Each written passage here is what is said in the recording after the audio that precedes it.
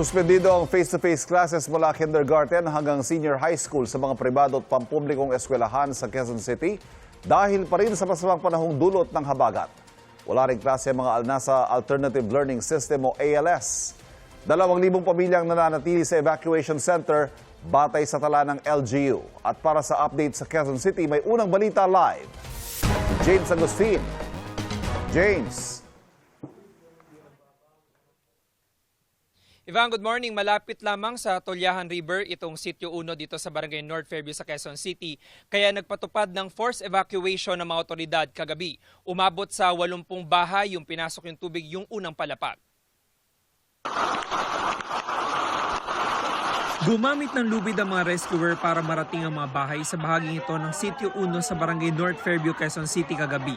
Rumagasa ang tubig mula sa Tolyahan River matapos umapaw ang lamesa dam. Inalalayan ng mga residenteng lumilikas sa abot baywang na taas ng tubig. Ang ilang gamit ibinalot sa garbage bag. Inilikas din ang alagang hayop.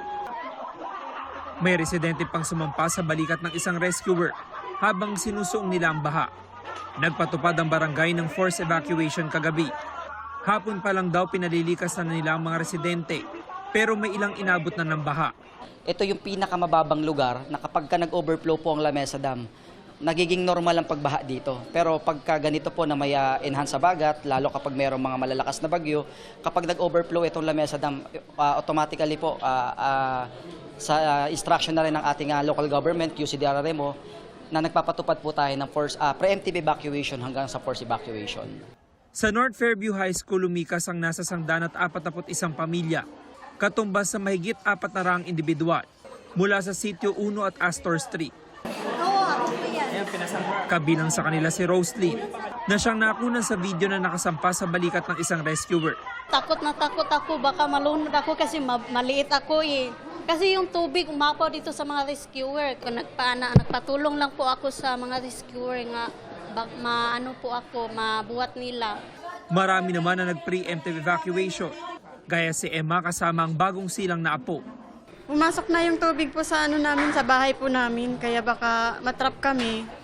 Habang maaga pa, inilikas ko na po yung ito pong apo ko para masave po kami. Sobrang hirap po sa pagbubuhat-buhat ng mga gamit, ganun, akyat baba, para hindi lang po mabasa.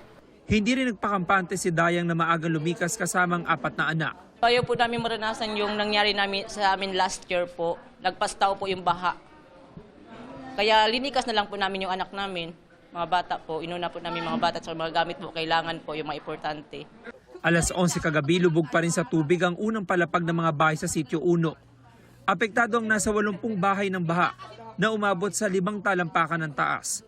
Sa buong Quezon City, mahigit 2,000 pamilya, katumbas sa mahigit 7,000 individual mula sa 19 na barangay ang nananatili sa iba't ibang evacuation centers.